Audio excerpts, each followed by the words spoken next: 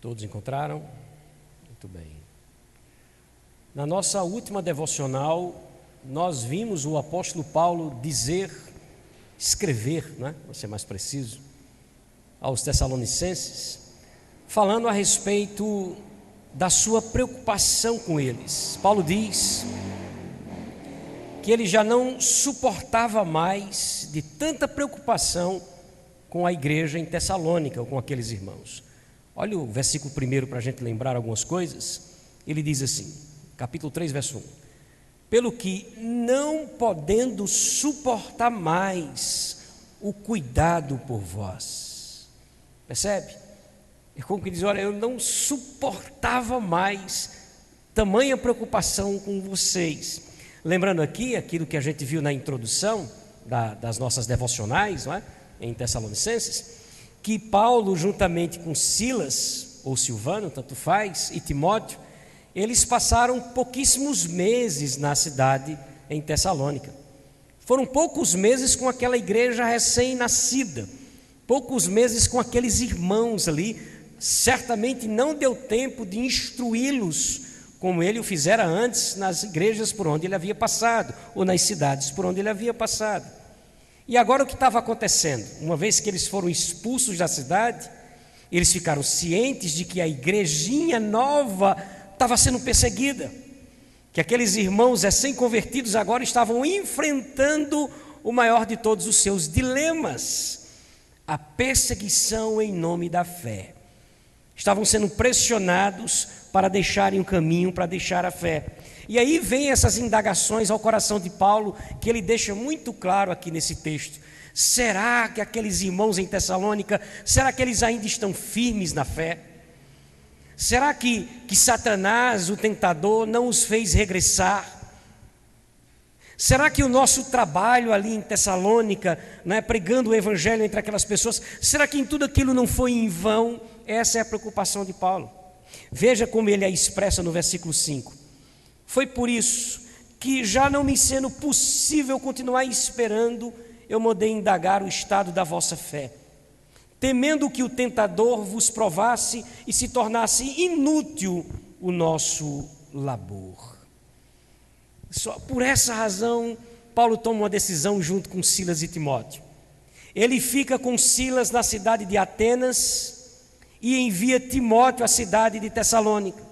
Timóteo, você vai voltar lá para ajudar aqueles irmãos que estão passando pelas perseguições e também extrair as informações sobre como eles estão, porque eu não suporto mais tamanha preocupação. Verso 1 e verso 2, juntos, eles dizem os versos: pelo que, não podendo suportar mais o cuidado por vós, pareceu-nos bem, veja que eles fazem um acordo, ficar sozinhos em Atenas, e enviamos nosso irmão Timóteo, que é ministro de Deus no Evangelho de Cristo, para, em benefício da vossa fé, confirmar-vos e exortar-vos. Daí, esse é o resumo. A grande preocupação de Paulo. Agora, como a gente já não suportava mais, nós tomamos uma decisão. Silas, ficamos eu e você aqui em Atenas, e Timóteo volta a Tessalônica. Eu preciso saber como é que estão aqueles irmãos. Pois bem, o versículo 6 mostra ou nos traz aí a resposta de Timóteo. Ele volta de Tessalônica e volta com boas notícias. Olha o que é que diz aí no versículo 6. Notícias que trazem consolo ao coração do velho apóstolo Paulo. Diz assim: agora, porém, com o regresso de Timóteo vindo de vosso meio, trazendo-nos boas notícias a respeito da vossa fé, a respeito do vosso amor, e ainda que vocês guardam lembranças de nós, desejando muito nos ver, como aliás nós também em relação a vocês. Então é como se Timóteo chegasse de volta ali em Atenas e trouxesse essa notícia para Paulo. Paulo, fica calmo porque eles estão firmes na fé, constantes no amor, lembrando de nós e loucos para nos ver novamente, assim como nós em relação a eles. Que notícia, que consolo isso traz ao coração do apóstolo, ao ponto dele dizer isso que está aí no versículo 7, olha: Sim, irmãos, por isso, ou seja, por causa dessas notícias, fomos consolados acerca de vós pela vossa fé.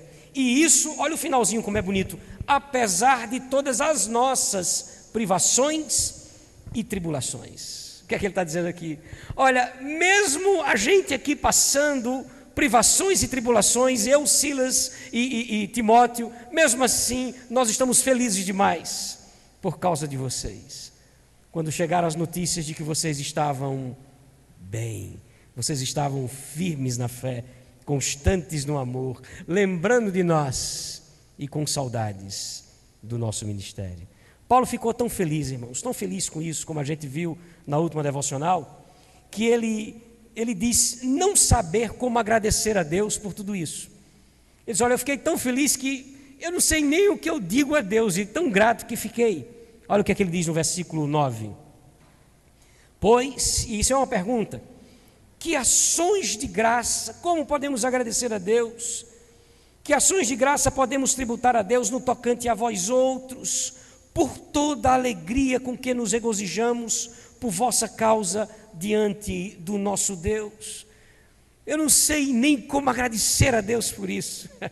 Eu disse aqui semana passada, e creio que tenha repetido isso durante essa semana também com a igreja, que nós lemos alguns textos bíblicos imaginando a cena ou os sentimentos, e aqui não é diferente, não é?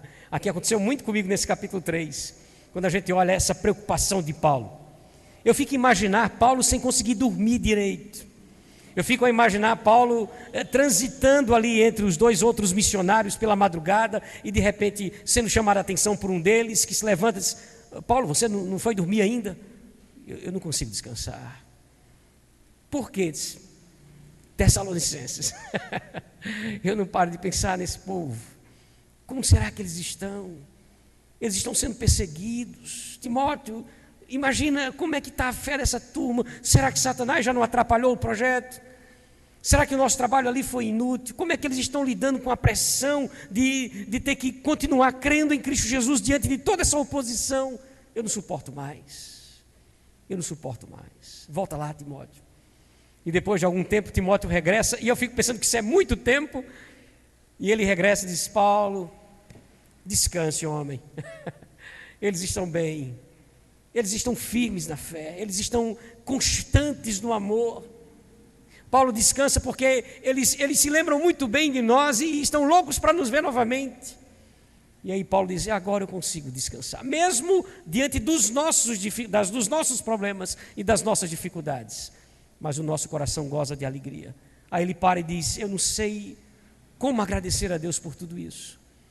Por quê, Paulo? Porque eu orava todo o tempo, dia e noite, eu orava constantemente pedindo a Deus uma chance de voltar à cidade de Tessalônica para orientar aqueles irmãos sobre as coisas que eles ainda não viram de doutrina.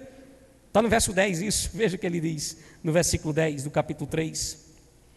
Orando dia e noite, com o máximo empenho para vos ver pessoalmente e reparar as deficiências da vossa fé. Olha que coisa, percebe a angústia de Paulo qual é? Eu não paro de orar, Senhor, me deixa voltar lá. Aquele povo precisa ser orientado, há muita coisa ainda para eles aprenderem sobre tantos assuntos da fé. Pois bem, queridos, os últimos 3 versículos do capítulo, que encerram aí o capítulo 3, eles vão expressar os anseios do coração do apóstolo Paulo. E é aqui que nós vamos repousar a nossa devocional essa noite, a 7ª, né, na carta aos Tessalonicenses, aprendendo com os anseios de Paulo. Aprendendo com os anseios de Paulo é o nosso tema essa noite. Nós vamos fazer a leitura do texto em questão, eu me refiro a esses 3 últimos versículos apenas, e na sequência faremos mais uma oração. Atente para o texto, por favor, o acompanhe na leitura, diz o seguinte: Ora,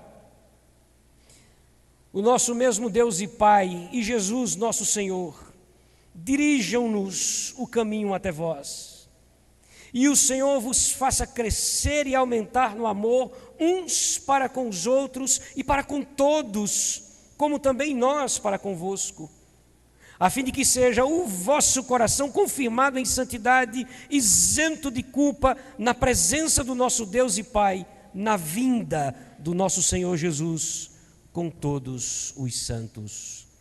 Amém. Vamos pedir a Deus para a gente aprender lições aqui desses anseios? Feche seus olhos, vamos orar. Pedir a Deus: Senhor, fala ao nosso coração, nos orienta sobre o que nós precisamos ouvir nessa noite.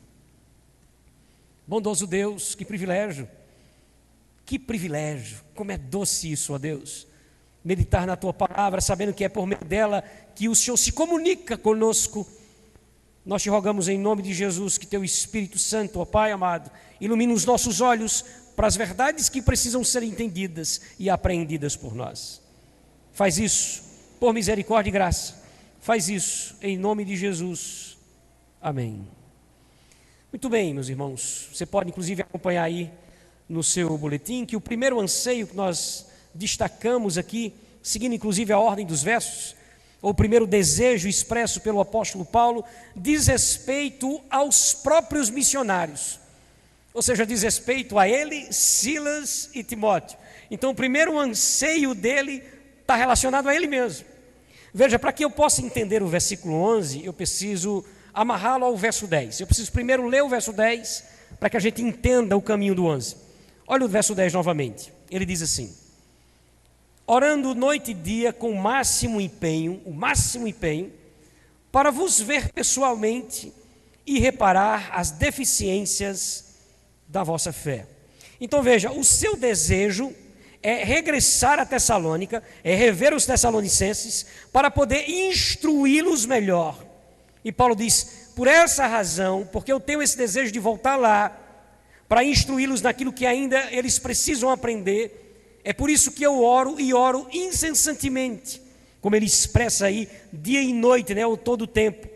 Por que ele faz isso? Por que ele ora dessa maneira? Porque ele sabia que se Deus quisesse, de fato faria voltar lá. Por isso é que ele ora. Eu oro a Deus por isso, porque eu sei que Deus é poderoso para me fazer regressar a Tessalônica. E por que isso? Porque Deus é quem dirige os nossos caminhos, e é isso que ele diz no verso 11. Por isso que eu digo, eu preciso do 10 para entender o 11. Então no 10 ele ora: Senhor, me leva de volta a Tessalônica. Por que tu está orando? Por que tu ora assim, Paulo? Porque é Deus quem dirige os nossos caminhos. Verso 11: ora, o nosso mesmo Deus e Pai do Senhor Jesus Cristo, e Jesus Cristo nosso Senhor, dirija-nos o caminho até vós. Dirija-nos o caminho até vós. Então percebeu o que ele está fazendo aqui? A correlação entre o verso 10 e o verso 11? No verso 10 ele diz assim: eu oro de dia e de noite, e eu peço uma coisa a Deus: Senhor, me deixa voltar lá. Me deixa voltar lá para instruir aquele povo. Aí vem o verso 11 como uma resposta: por que tu ora assim, Paulo? Porque eu sei que é Deus quem dirige os nossos caminhos. É Deus quem dirige os nossos caminhos. O que é intrigante aqui é lembrar que pouco tempo atrás, na própria carta, no capítulo 2, bota aí uma folha para você ver isso comigo. Paulo havia dito que ele já havia tentado regressar a Tessalônica, mas que ele havia sido impedido. Agora o intrigante é saber por quem. Quem o impediu? Você lembra quem foi que pediu Paulo de voltar a Tessalônica, das outras vezes que ele tentou? Olha o capítulo 2, verso 18, ele diz assim: por isso quisemos ir até vós, pelo menos eu, Paulo, não somente uma vez, mas duas. Olha como ele encerra: contudo, Satanás nos barrou o caminho. Peraí, Paulo, agora você confundiu a nossa cabeça, Paulo. Como é que tu diz no capítulo 2, verso 18, olha, eu quis ir, mas Satanás barrou o caminho. E agora no capítulo 3, verso 11, tu está dizendo, mas é Deus quem dirige os nossos caminhos. É Deus que vai nos dirigir os caminhos até vós. Paulo retoma aqui a ideia e a verdade que Deus é soberano sobre todas as coisas. E que todas as coisas estão debaixo da sua vontade. Se Ele quiser, Paulo diz, eu posso visitar vocês. Satanás nesse contexto, e eu espero ser extremamente bem compreendido por você nesse momento, mas Satanás nesse contexto é apenas um instrumento para abrir ou fechar as portas dos caminhos do apóstolo Paulo. O que eu quero dizer é que não há nada fora da vontade de Deus. Portas em nossas vidas são abertas ou fechadas por quem? Por Deus, independente da instrumentalidade dele para isso, independente dos meios que ele se utiliza para isso. É Ele quem age soberanamente sobre nós. Uma música muito bonita, não é do tempo dos mais jovens aqui, né? Mas eu aprendi com meu pai e meu avô. De um pastor chamado Josué Rodrigues. E ele dizia algo do tipo assim, em suas músicas: portas que se fecham são iguais às que se abrem, se abertas ou fechadas por Deus. Que bonito isso. Que compreensão, né? De que é Ele quem abre as portas e é Ele também quem as fecha, no seu tempo, dentro da sua vontade, dentro daquilo que é o seu plano para a nossa vida. Então Paulo sabia disso. É por isso que ele ora a Deus no versículo 10. Por quê? Porque ele confia em Deus no versículo 11.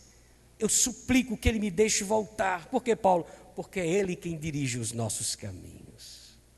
Agora veja, meus irmãos, eu pergunto, e nós confiamos de fato em Deus? Já partindo para uma aplicação aqui, será que nós confiamos em Deus como o apóstolo Paulo confiava em Deus? Como é que eu posso fazer esse teste, pastor, da minha vida? Basta-nos, e preste atenção nisso, basta-nos pensar sobre a nossa regularidade, a nossa frequência nas nossas orações. Pense como tem sido sua vida de oração. Pense como tem sido a frequência de suas orações. Porque esse é um bom teste para você e eu sabermos se de fato nós confiamos em Deus ou não. Pois se nós confiamos que os nossos caminhos são trilhados por Deus, que os nossos caminhos são desenhados por Deus, como Paulo diz aqui, certamente nós seremos homens e mulheres de oração. De oração. Como Paulo, que disse que orava de dia e de noite para que Deus concedesse isso, esse retorno dele a Tessalônica. E quando você pergunta a ele por quê? Porque é Deus quem dirige os nossos caminhos. Por isso eu oro. Você e eu sabemos que é Deus que dirige os nossos caminhos. Aí vem a pergunta, e nós oramos? Costumamos orar para tomar as nossas decisões? Costumamos orar colocando diante de Deus as nossas dúvidas, os nossos questionamentos? Percebe? Quando a oração termina sendo uma espécie de último recurso de alguém que não conseguiu sair-se de situações de forma alguma, isso prova que de verdade a nossa confiança em Deus não é bem aquela confiança que nós muitas vezes cantamos em nossos louvores ou afirmamos em nossas conversas. Eu posso dizer a você que não dá para precisar se Paulo voltou ou não a Tessalônica. Não dá para dizer assim, pastor, e Deus atendeu a oração de Paulo? Ele voltou? Alguns comentaristas dizem que sim, apelando para Atos capítulo 20, outros dizem que não dá para precisar e não dá mesmo. O fato é, meus irmãos, que Paulo confiava plenamente em Deus e por isso ele descansava em sua vontade. Que Deus nos ensine, a sermos homens e mulheres de oração, entendendo que os nossos caminhos estão nas mãos de Deus. Amém? O segundo anseio ou o segundo desejo do apóstolo Paulo não diz mais respeito a eles, os missionários, mas diz respeito aos tessalonicenses. Veja só, ele passa a desejar aqui no versículo 12 que o amor daquela igreja aumente. Olha o verso 12, o que é que ele diz, no capítulo 3. E o Senhor vos faça crescer e aumentar no amor uns para com os outros e para com todos, como também nós para convosco. Veja, isso aqui é intrigante. Espera aí, então quer dizer que os tessalonicenses, eles não amavam como deveriam? Porque Paulo está pedindo, Senhor, faz com que o amor deles cresça, faz com que isso aumente. Eles precisam ver esse amor sendo aumentado. Dá-se a entender, quando a gente olha de uma forma mais descuidada para o texto, sem levar em consideração o seu contexto mais geral, que aquela igreja provavelmente, Genilson, ela falhava no amor. Haviam falhas, lacunas no amor. Não é verdade. E eu vou mostrar a você que não é verdade. Volte para o capítulo 1, quando Paulo se apresenta e começa a agradecer a Deus pela igreja em Tessalônica. E ele começa a elencar ali no capítulo 1 algumas virtudes da igreja, como a fé, a esperança. Ele inclui o amor abnegado da igreja, como já sendo uma realidade. Capítulo 1, olha o verso 2 e 3, ele diz assim, a partir do verso 2: damos sempre graças a Deus por todos vós, mencionando-vos em nossas orações e sem cessar, e recordando agora as virtudes da igreja. Olha as virtudes, verso 3. Recordando-nos diante do nosso Deus e Pai a operosidade da vossa fé. Olha agora, a abnegação de quê? Do vosso amor e a firmeza da vossa esperança em nosso Senhor Jesus Cristo. A igreja não tinha problema com esse tema. Paulo diz assim, quando a gente lembra de vocês na oração, Paulo, vamos orar pelos Tessalonicenses, vamos orar pelo quê? Vamos agradecer a Deus por essa igreja, porque é uma igreja firme na fé e é uma igreja que tem muito amor. É isso que ele está dizendo. Tem muito amor. Quando Timóteo volta de Tessalonicenses, volta de Tessalônica, desculpe, quando ele retorna de lá, ele menciona o amor como sendo um elemento ainda presente. É como quem diz assim, Paulo, tu lembra do amor dos Tessalonicenses? Ainda está firme como uma rocha. Veja novamente esse texto, no capítulo 3 que nós lemos, no versículo 6, ele diz assim, agora, porém, com o regresso de Timóteo, vindo do vosso meio, trazendo-nos boas notícias de vossa fé e de que mais? Do vosso amor. Boas notícias a respeito do vosso amor. Percebe como está ficando engraçado isso? Paulo diz assim, lá no capítulo 1 ele diz, quando nós agradecemos a Deus por vocês, nós mencionamos o amor de vocês em nossas orações. Que coisa linda esse amor.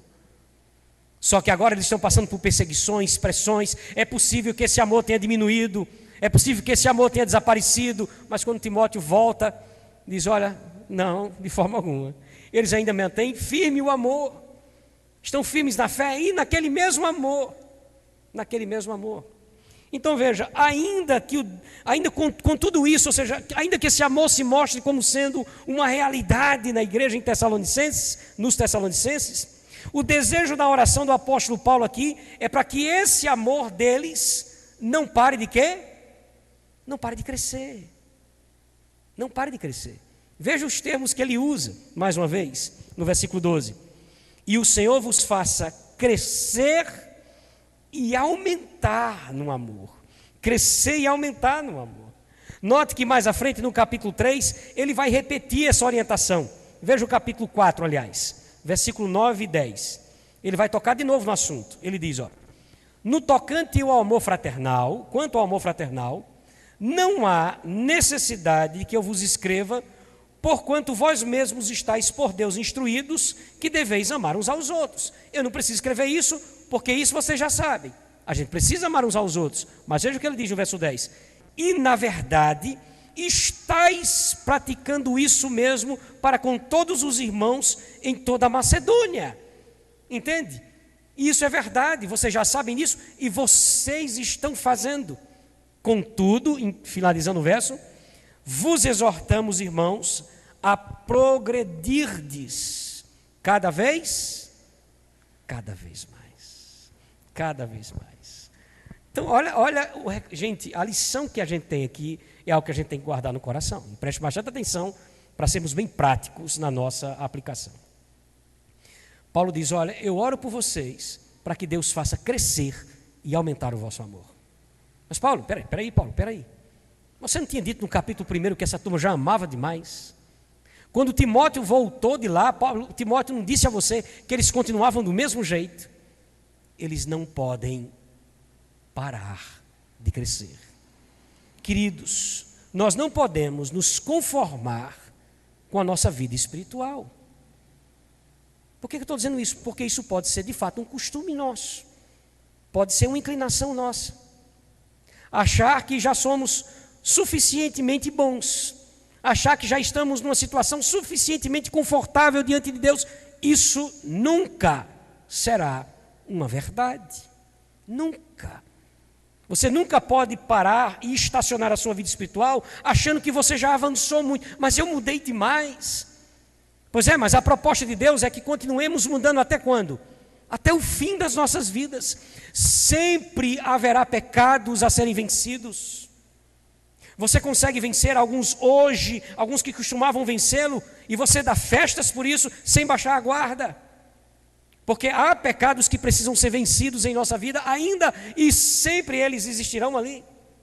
Sempre haverá virtudes novas a serem vividas e a serem experimentadas por nós.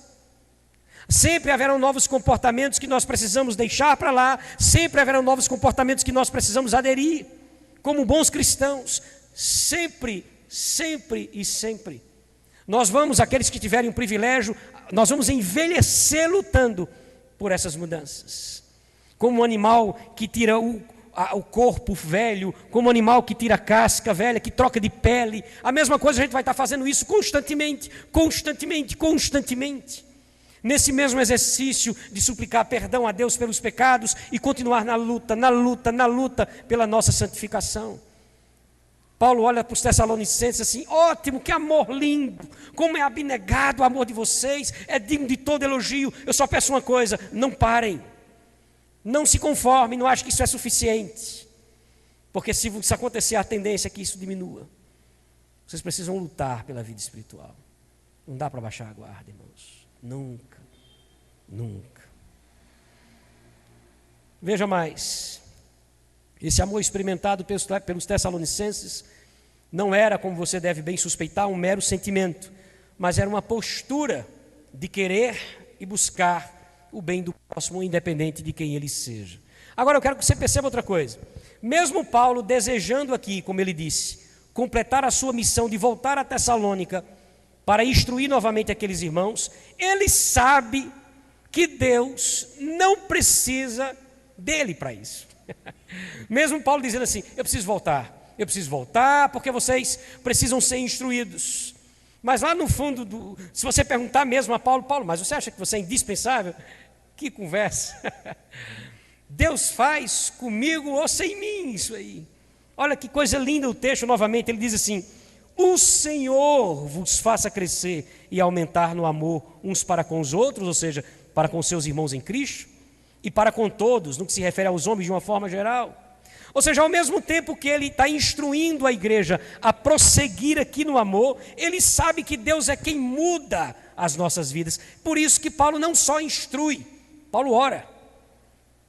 Por isso que Paulo não apenas ensina, faça isso, faça aquilo. É como se ele voltasse, ele chegasse a Tessalônica e dissesse assim: olha, vocês precisam mudar nisso, melhorar isso, começar a agir dessa maneira, permanecer no amor, sustentar isso, amém? Aprenderam, agora só um momento. Aí ele se volta para Deus: Senhor, faz isso na vida deles, porque isso não vai adiantar se o Senhor não mudá-los. E Paulo sabe exatamente disso. E onde é que eu quero chegar aqui com vocês de maneira prática? Meus irmãos, é que às vezes nós desejamos ver mudanças na vida das pessoas, mas nós não temos muitas vezes o costume de orar por elas. Já pensou sobre isso? Às vezes são pais, filhos descrentes, pais descrentes, irmãos descrentes, vizinhos descrentes, colegas de trabalho descrentes. Às vezes nós queremos ver mudanças em nossa igreja, nós queremos ver mudanças nos governos de uma forma geral, mas muitas vezes não costumamos orar por isso. Somos ávidos em criticar, mas negligentes quando o assunto é orar. Isso é interessante, nós desejamos ver as mudanças, mas não suplicamos por elas aquele que pode efetuá-las. Olha que coisa contraditória. Eu desejo demais essas mudanças, mas o quanto você tem orado por isso? É muito fácil para nós criticarmos, irmãos. É muito fácil para a gente criticar. Mas já percebeu como é difícil a gente ver isso em nossas orações? Alguém que se aproxima e diz assim: mas pastor, a minha esposa, o meu esposo, o meu filho, o meu pai descrente, meu colega de trabalho, esse emprego e tal, isso é terrível, aquele meu patrão, isso e aquilo, e começa a igreja desse jeito, o Estado assim, o país dessa forma, o mundo vivendo essas coisas. Para um pouco e pense: quantos segundos você separa para pedir as mudanças? Paulo instruía: vocês precisam melhorar, vocês precisam crescer no amor, vocês não podem parar. Aí ele se volta e diz: o Senhor os faça crescer, porque é Deus quem opera isso. É por isso que ele diz lá no versículo 10: eu oro de dia e de noite por isso, para voltar aí. Eu oro para que Deus mude o coração de vocês. Tudo na vida de Paulo é orando, porque ele sabia, como a gente já falou aqui, que é Deus quem dirige os nossos caminhos. É Deus. Que Deus nos ensine essa noite, que Deus transforme a nossa vida, nos faça aprender que se precisamos ver e desejamos ver as mudanças na nossa própria vida e na vida dos outros, precisamos ser homens e mulheres de oração, já que entendemos como Paulo que é Deus quem opera essas mudanças em nossos corações. Terceiro desejo, o anseio do apóstolo Paulo, não está ligado a eles, não está ligado aos Tessalonicenses, mas está ligado ao dia da volta de Cristo. E aqui a gente encerra com esse nosso verso 13, essa breve devocional. Olha o verso 13, o que ele diz. A fim de que seja o vosso coração, lembre-se que o verso 13 está ligado ao verso 12. No verso 12 ele começou falando, e o Senhor vos faça crescer e aumentar no amor. Aí no verso 13 ele diz, a fim de que, ou seja, que Deus haja isso para isso, que Deus faça o que está pedindo no verso 12, para que aconteça o que ele vai dizer no verso 13. A fim de que seja o vosso coração confirmado em santidade, isento de culpa, na presença do nosso Deus e Pai, quando? Na vinda do nosso Senhor Jesus com todos os seus santos. Uma coisa que a gente sabe, lendo as Escrituras Sagradas, é que todos nós iremos comparecer na presença do Senhor naquele dia. Até aqueles que morreram antes disso, a Bíblia diz que serão ressuscitados para que todos compareçam diante do Senhor. E o desejo de Paulo aqui é que o Senhor, do versículo 12, prepare o coração dos irmãos em Tessalônica até a vinda de Cristo Jesus, verso 13. Quando Cristo voltar, meus irmãos, com a igreja triunfante, Ele deseja encontrar a igreja militante, crescendo em desenvolvimento espiritual. É isso que Ele espera. O que Ele espera da igreja, e entenda isso, eu estou falando isso com base nos textos bíblicos. O que Deus espera de sua igreja é encontrá-la não perfeita. Ele não vai encontrá-la perfeita. Ele vai fazê-la perfeita em sua volta, mas Ele não a encontrará perfeita. Ele quer encontrar essa igreja lutando pelo desenvolvimento espiritual, lutando para trocar as velhas práticas e adotar as novas posturas aprovadas por Deus. É assim, e é isso que Paulo está pedindo aqui nesse último verso, que Deus prepare o coração de vocês para esse encontro em santidade, que Deus mude vocês paulatinamente e que Deus faça que esse dinamismo da vida cristã seja sempre uma realidade na vida de vocês. Porque esse dinamismo, e não essa apatia, mas o dinamismo da vida cristã, na vida cristã, de estar lutando contra os pecados, vencendo-os e muitas vezes sendo derrotados por eles, mas lutando para que a santidade seja uma realidade, esse dinamismo da vida cristã é uma evidência da conversão, é uma evidência da eleição. Você entende isso? Não é a perfeição, mas Ele quer ver esse movimento da nossa vida em direção à sua vontade.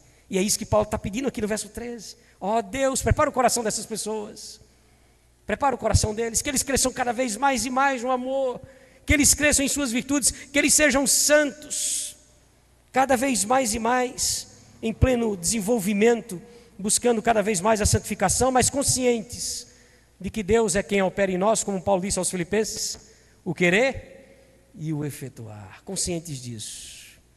Por isso, meus irmãos, ao mesmo tempo que Paulo orienta os irmãos a buscarem progresso espiritual, ele pede a Deus que os conduza nessa direção.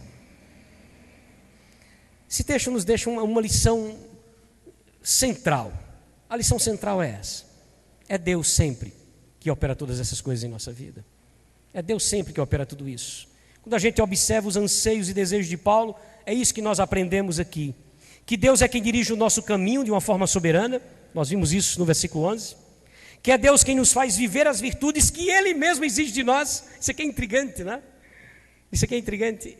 Ele nos faz viver as virtudes que Ele exige de nós. Nós vimos no versículo 12 exatamente. E é Ele quem nos prepara em santidade para a vinda de Cristo. Nós vimos aqui no verso 13. Percebeu? É Ele e é sempre Ele. Meus irmãos, e se é Ele quem faz essas coisas, eu acho que a nossa oração nessa noite deve ser uma só. Se é Deus, como eu disse aqui, como Paulo falou, que dirige o nosso caminho de uma forma soberana, que nos faz viver as virtudes que Ele exige de nós, que nos prepara em santidade para a vinda em Cristo, se é Ele quem opera essas coisas em nossa vida, falta-nos apenas uma coisa: sermos cada vez mais homens e mulheres de oração. Se é Ele quem faz, o que a gente tem que fazer? Cada vez mais suplicar que Ele faça em nossa vida. E era assim que Paulo consolava seu próprio coração. Eu preciso ir, eu preciso instruí-los, Paulo. E se você não conseguir chegar lá, Deus não precisa de mim. Ele vai fazer de todo jeito. Outro se levanta, é Ele quem conduz seu povo. É por isso que Paulo, todo o tempo, em todas as cartas, ele menciona a sua oração sem cessar. Feche seus olhos por um instante apenas. Você, homem de Deus, crente, eu acredito, claro, na sua e na minha conversão. Você que é um homem, pai de família, que conduz a sua casa. Veja, você é responsável por sua esposa, pelos seus filhos, pela maturidade espiritual do seu lar. É com você mesmo que eu estou falando. Pense sobre você. Você é um homem de oração. Veja, é Deus quem opera essas coisas em nossa vida. Às vezes achamos do nosso cônjuge, dos nossos filhos, da nossa igreja, da nossa vida. Mas quantas vezes nós nos inclinamos diante dele para orar? Você, mulher de Deus, que muitas vezes se queixa do seu esposo, dos seus filhos, de sua vida, de sua saúde. Você que entende nesse momento que Deus é soberano sobre tudo, por que não tem orado por isso? Por que não está suplicando a Deus para que essas mudanças sejam reais, se é Ele quem opera essas mudanças? Você jovem solteiro, jovenzinha aqui solteiro, adolescente, é Deus quem transforma os seus pais descrentes. Ele é o único capaz de transformar a sua vida, de mover tudo e todos em direção à sua vontade, respondendo inclusive às tuas orações. Por que você não tem sido então um jovem, uma jovem de oração? Porque falhamos tanto com isso. A nossa alma tem nos enganado, viu? Não nos deixando crescer espiritualmente. Vamos suplicar a Deus: Senhor, nos perdoe, não somos os homens e mulheres de oração como deveríamos. Queremos ser como o apóstolo Paulo, confiar em Ti, crer no Senhor, descansar em Ti e por isso orar ao Senhor cada vez mais, sem cessar, como Ele bem nos disse. Vamos fazer essa oração todos juntos? Pois todos nós carecemos das mesmas coisas. Vamos orar. Bondoso Deus, como é bom pensar na Tua palavra santa, Pai. Como é bom saber que é através dela, de uma maneira muito clara, que o Senhor nos ensina verdades tão profundas, que é o Senhor quem dirige os nossos caminhos, ó Deus, que não há nada fora da Tua vontade, que Tu és poderoso, soberano sobre todas as coisas. Como é bom entender, ó Deus querido, que o Senhor é quem move o nosso coração em direção às virtudes, que é quem transforma a nossa alma naquilo que a gente precisa ser transformado. Muito provavelmente, muitos de nós, se não todos nós, estamos aqui lembrando de pecados que nos perseguem, situações que nos incomodam, mas nós sabemos que é o Senhor quem pode nos ajudar nesse sentido. É o Senhor quem move não apenas a nossa vida em mudanças necessárias, mas a vida daqueles que nós desejamos que mudem, ó Deus, que nós entendemos a necessidade de mudança em suas vidas. Como então não somos homens e mulheres de oração, se sabemos que é o Senhor que pode fazer tudo isso? Pai querido, prepara o nosso coração para um encontro com Teu Filho Jesus. Nós descansamos nisso. Só Te pedimos, ó Deus, até que isso aconteça, faz-nos homens e mulheres de oração. Olhando para esses anseios do coração do apóstolo Paulo, que esse seja o nosso anseio, ver a nossa vida cada vez mais dobrada de joelhos na Tua presença, crendo, confiando e descansando em Ti. Em nome de Jesus, ó Deus.